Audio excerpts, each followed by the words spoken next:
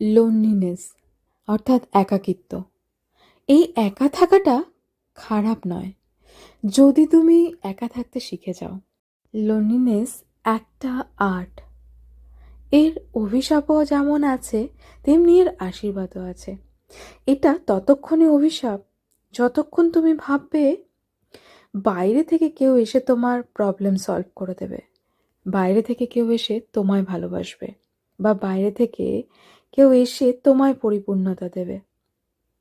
আর এটা আশীর্বাদ তখন যখন তুমি একা থেকে নিজেকে চিনবে, জানবে, নিজের সম্পর্কে নতুন নতুন জিনিস জানতে পারবে, নিজেকে ভালো করে বুঝতে পারবে, যে জিনিসগুলো নিজের সম্পর্কে জানতে না সেগুলো জানতে পারবে। যেমন আমি এটাতেও ক্যাপাবেল, ও আচ্ছা, আমার তো আসলে এটা ভালো লাগে করতে।